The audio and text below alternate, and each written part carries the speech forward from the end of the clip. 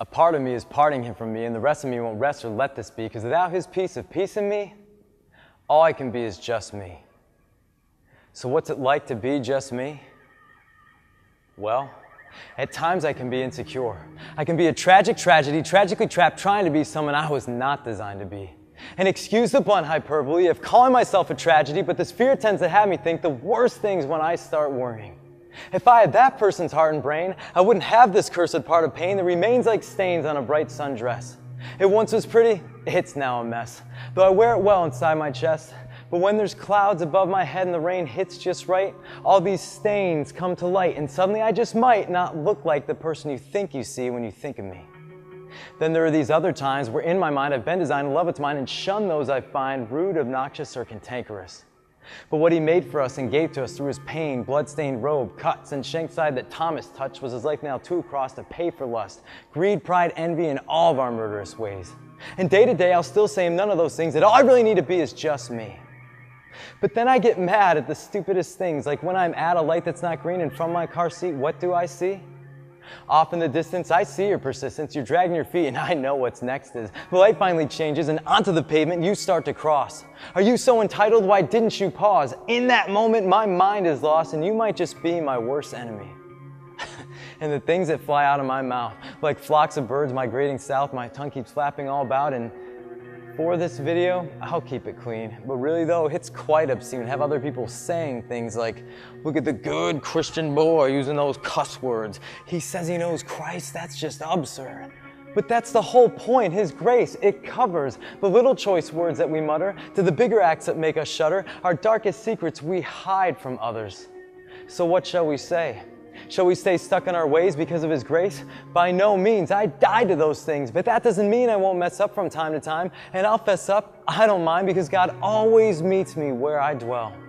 Even when I might convincingly tell myself that quite intrinsically all is well, I don't actually need his help and continue to live beneath the spell, that all I need to be is just me. So what's it like to have him in me?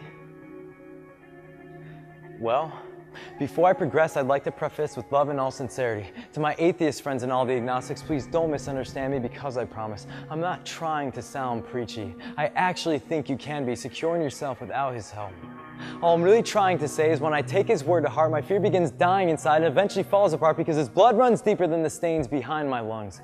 I'm stronger now and breathing free because the war, it has been won. No longer do I feel the need to compare myself to anyone. Since I was saved, he now dwells in me. And I don't mean that figuratively. If I'm being open and honest, it's hard to grasp that notion, that concept. So I'll tell you the truth. I'm not without my doubts and questions, but the ebbs, the flows, my own reflections lead me back to the same places of choosing faith or being faithless. But when I stop and meditate or spend more time day to day in prayer and seeking out his face, he cracks open my ribs to operate, rewiring my heart to stop and wait and wear the shoes of those around me. Perhaps they're down and feeling lonely, because being rude was indeed not their intention. Their swinging moods own the least of their attention, because the weight of their world is causing such tension. And it may just be palpable to us if only we'd stop and hold our tongues. And I'm not just speaking of speaking out loud, it's an issue of heart. And if my heart is endowed to him, then he helps me figure it out before I let my emotions shout.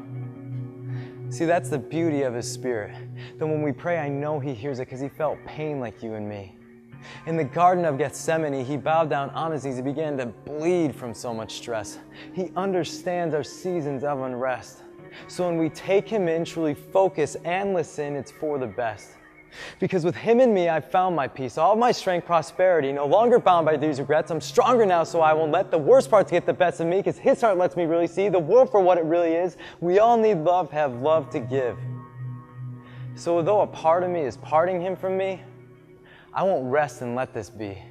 Because without his piece of peace in me, I can't be all that I can be.